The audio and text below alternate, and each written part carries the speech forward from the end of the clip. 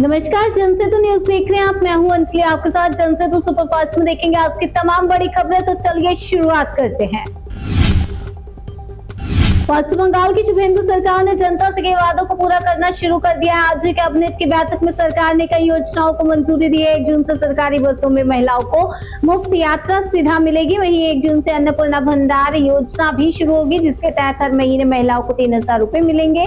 अगले महीने से 7वां वेतन आयोग लागू होगा और इमाम पुजारियों को मिलने वाली आर्थिक मदद बंद होगी। यूपी में मंत्रिमंडल विस्तार के बाद आज पहली कैबिनेट बैठक हुई है। कैबिनेट मीटिंग में पिछड़ा वर्ग आयोग गठित किए जाने के प्रस्ताव को मंजूरी दे दी गई है। त्रिस्तरीय पंचायत चुनाव के लिए इस आयोग का गठन किया गया है। आज सीएम योगी आदित्यनाथ की अध्यक्षता में हुई मीटिंग में 12 प्रस्ताव पास हुए हैं। लखनऊ में शिक्षा मंत्री के आवास के बाहर अभ्यर्थियों ने प्रोटेस्ट किया है। 69,000 शिक्षक भर्ती के ओबीसी अभ्यर्थियों ने अपनी मांगों के लिए ये प्रदर्शन किया। प्रदर्शनकारियों ने सड़क पर रेंग रेंग कर विरोध अपना जताया है। अभ्यर्थियों का आरोप है कि मामला सुप्रीम कोर्ट में लंबे समय से लंबित है और सरकार द्वारा सर्वोच्च न्यायालय में उनका पक्ष प्रभावी ढंग से नहीं रखा जा रहा। पीएम की ईंधन बचाने की अपील के बाद बीजेपी शासित राज्य के सीएम से लेकर मंत्री और नेताओं ने अपना काफिला छोटा कर लिया है। यूपी के मुख्यमंत्री योगी आदित्यनाथ ने अपने काफिले को छोटा किया। आज लखनऊ में सीएम योगी के काफिले में सिर्फ 6 गाड़ियां नजर आई। अब तक सीएम के काफिले में करीब 18 गाड़ियां होती थी। वहीं डिप्टी सीएम ब्रजेश पाठक ने भी आज 2 गाड़ियों के काफिले के साथ सफर किया। लखनऊ में ब्रजेश पाठक इलेक्ट्रिक कार से बाहर निकलते नजर आए। लखनऊ में वकीलों के अवैध चैंबर्स को गिराए जाने के बाद बड़ा बवाल हुआ है। वकीलों ने पुलिस लाठीचार्ज के विरोध में 3 दिन तक हड़ताल करने का ऐलान किया। वहीं आज से 20 मई तक हड़ताल पर रहेंगे।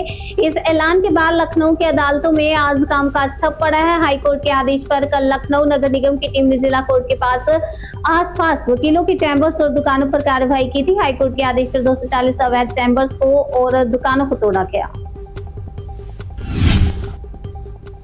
वीटी सतीशन केरल के मुख्यमंत्री बन गए हैं। तिरुवनंतपुरम में सेंट्रल स्टेडियम में सतीशन ने लाखों समर्थकों के बीच सीएम पद की शपथ ली। सीएम के साथ 21 विधायकों ने भी मंत्री पद की शपथ ली। शपथ ग्रहण समारोह में राहुल गांधी, प्रियंका खड़गे, वेणुगोपाल सभी मौजूद रहे। तेलंगाना सीएम रेवंत रेड्डी, हिमाचल सीएम सुक्खू और Karnataka deputy CM DK Shivakumar समेत कांग्रेस के कई बड़े नेता समारोह में शामिल हुए।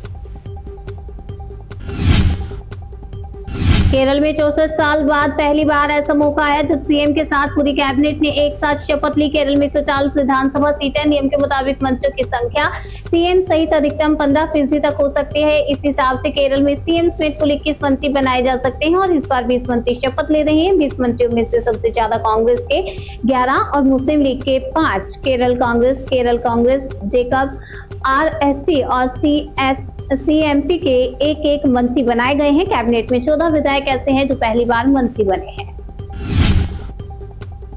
प्रधानमंत्री मोदी 2 दिन के नॉर्वे दौरे पर ओस्लो पहुंच गए हैं। एयरपोर्ट पर उन्हें रिसीव करने के लिए नॉर्वे के पीएम पहुंचे। दोनों नेताओं ने गर्मजोशी के साथ मुलाकात की। पिछले 43 साल में किसी भी भारतीय प्रधानमंत्री की यह पहली नॉर्वे की यात्रा है। पीएम मोदी नॉर्वे में कल भारत नॉर्डिक शिखर सम्मेलन में हिस्सा लेंगे। नॉर्वे के पीएम के साथ द्विपक्षीय वार्ता और Bharat Norway business and research summit को भी संबोधित करेंगे। नॉर्वे से पहले पीएम मोदी ने स्वीडन के दौरे की झलकी सोशल मीडिया पर साझा की। एयरपोर्ट पर स्वागत से लेकर द्विपक्षीय बैठक, सर्वोच्च सम्मान मिलने और तमाम कार्यक्रमों में शामिल होने तक की तस्वीरें साझा की गई हैं। पीएम मोदी ने कहा कि यह यात्रा से दोनों देशों के संबंधों को नई गति मिलेगी। स्वीडन की जनता और स्वीडन की सरकार का बहुत बहुत आभार। नेट पेपर लीक के मामले की सीबीआई जांच तेज हो गई है। पेपर लीक के मास्टरमाइंड और बिचौलियों के बाद अब सीबीआई की इन्वेस्टिगेशन पेपर खरीदने वाले अभिभावकों तक पहुंच गई है। नांदेड़ में सीबीआई की अलग-अलग 8 टीमों ने कुछ परिवारों से लंबी पूछताछ की। एक परिवार से तो 8 घंटे तक सवाल किए गए। आरोप है कि इन लोगों ने अपने बच्चों के लिए 5 लाख से लेकर 10 लाख में पेपर खरीदा। नासिक, भीड़, लातूर, पुणे, अहिल्यानगर में कई कोचिंग संस्थानों में भी जांच एजेंसियों से पूछताछ की। नीट पेपर लीक के मामले में एक और गिरफ्तारी हुई है। सीबीआई ने लातूर के शिवराज मोटेगावरकर को गिरफ्तार किया है। एजेंसी ने मोटेगावरकर के फोन से लीक पेपर की कॉपी भी बरामद की है। मोटेगावरकर पर MTS से जुड़े सरकारी अधिकारियों के साथ मिलकर आपराधिक साजिश रचने का आरोप है। 14 मई को सीबीआई ने लातूर स्थित शिवराज मोटेगावरकर के घर पर भी छापेमारी की।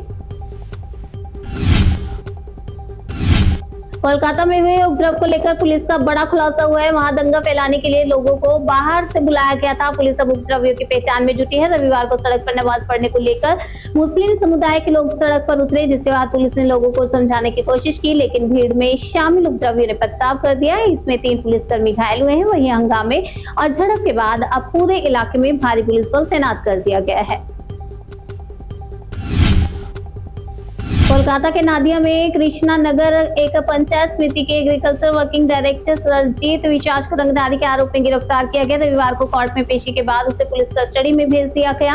बताया जा रहा है कि 2021 विधानसभा चुनाव के बाद सरजीत चुनाव के बाद हुई हिंसा में शामिल होने के आरोप लगे थे। वह तृणमूल के राज में लंबे समय तक पंचायत प्रधान रहा है। पुलिस सूत्रों के मुताबिक सरजीत पर दिगन नगर में कई फैक्ट्रियों में काम करने वाले मजदूरों से पैसे लेने का आरोप है।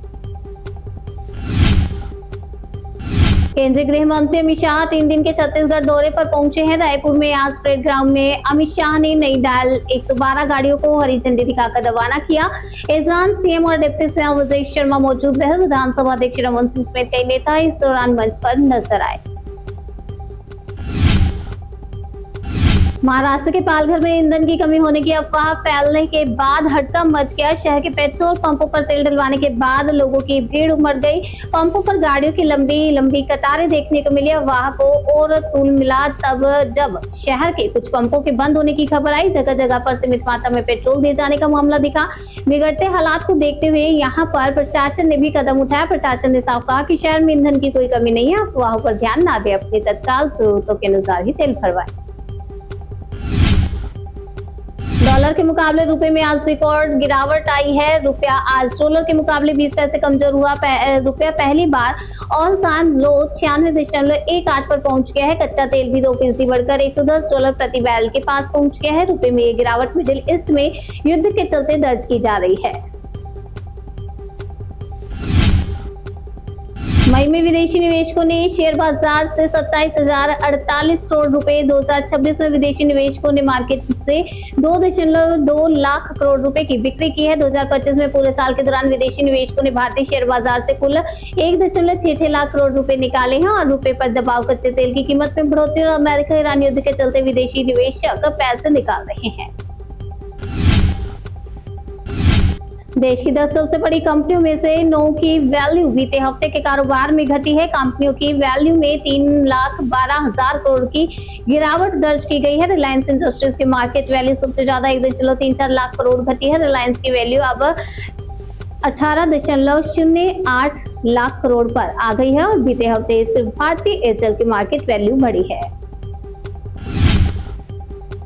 यूक्रेन ने रूस के कई इलाकों पर 1000 से ज्यादा ड्रोन से अटैक किया। इस हमले में 4 लोगों की मौत हो गई और 12 लोग घायल हुए हैं। मरने वालों में एक भारतीय भी शामिल है। यूक्रेन ने मॉस्को में सैन्य और ईंधन से जुड़े अहम ठिकानों को निशाना बनाया है। रूस ने यूक्रेन के 550 से ज्यादा ड्रोन को तबाह करने का दावा भी किया है।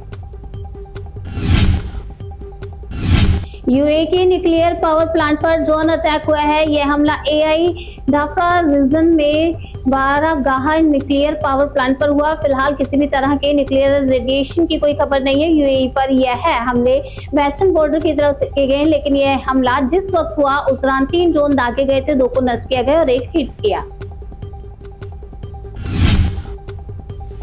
बीसीसीआई को लेकर केंद्रीय सूचना आयोग यानी कि सीआईसी ने बड़ा फैसला सुनाया है। सीआईसी ने कहा बीसीसीआई निजी संस्था है और इसलिए इसे आरटीआई के दायरे में नहीं लाया जा सकता। सरकार का उस पर कोई सीधा नियंत्रण नहीं है। इस फैसले का मतलब ये हुआ कि बीसीसीआई अब अपने बारे में आरटीआई के तहत सूचनाएं देने के लिए बाध्य नहीं है। सीसीआई ने इस बारे में अपना ही 2018 का फैसला पलटा है। ड्रग्स लेती थी ट्विशा शर्मा, मूड स्विंग की थी प्रॉब्लम, रिटायर्ड जज सास ने लगाए गंभीर आरोप। नोएडा की 31 वर्षीय ट्विशा शर्मा की भोपाल में संदिग्ध मौत मामले में नया मोड़ सामने आया है। सास गिरिबाला सिंह ने जमानत याचिका में दावा किया कि ट्विशा नशे की आदी थी और मानसिक अस्थिरता से जूझ रही थी। वहीं ट्विशा के परिवार ने इन आरोपों को खारिज करते हुए पति और ससुराल वालों पर हत्या, उत्पीड़न और सबूत मिटाने का आरोप लगाया। परिवार ने दोबारा पोस्टमार्टम और अदालत की निगरानी में जांच की मांग की। बिहार के खगड़िया में भीषण हादसा, तेज रफ्तार ट्रक ने ऑटो को मारी टक्कर, 7 लोगों की मौत। बिहार के खगड़िया में तेज रफ्तार ट्रक ने एक ऑटो को जोरदार टक्कर मार दी। हादसे में 7 लोगों की मौके पर ही मौत हो गई। सूचना मिलते ही मौके पर पहुंची पुलिस ने मामले की जांच शुरू कर दी है। बंगाल में एक्शन मोड में सीएम शुभेंदु भ्रष्टाचार और महिला अत्याचार की जांच के लिए बने कमीशन। पश्चिम बंगाल के नए मुख्यमंत्री शुभेंदु अधिकारी ने 2 महत्वपूर्ण आयोगों का गठन किया। पहला आयोग पिछली सरकार के दौरान विभिन्न परियोजनाओं में कथित भ्रष्टाचार की जांच करेगा। दूसरा आयोग महिला और बच्चों पर हुए अत्याचारों के मामलों की पड़ताल करेगा। इन आयोगों में सेवानिवृत्त न्यायाधीश और IPS अधिकारी शामिल हैं, जिनका उद्देश्य निष्पक्ष जांच कर दोषियों के खिलाफ कार्रवाई करना है। सड़क पर नमाज नहीं पढ़नी है तो शिफ्ट में पढ़िए। सीएम योगी की सीधी चेतावनी, प्यार से मानेंगे ठीक, नहीं तो दूसरा तरीका अपनाएंगे। उत्तर प्रदेश के मुख्यमंत्री योगी आदित्यनाथ ने सख्त बयान देते हुए कहा कि यूपी में सड़कों पर नमाज बिल्कुल नहीं होने दी जाएगी, क्योंकि सड़कें आवागमन के लिए हैं। क्योंकि आगे उन्होंने कहा कि कानून का राज सबके लिए सम्मान है, इसलिए लोग शिफ्ट में या अपने धार्मिक स्थलों पर नमाज पढ़े। संवाद से ना मानने वालों के खिलाफ सरकार दूसरे कड़े तरीके अपनाएगी। जनसेतु सुपर फास्ट में फैला लेते हैं। तब तक के लिए मुझे दीजिए इजाजत और देखते हैं जनसेतु न्यूज, जन से सरोकार।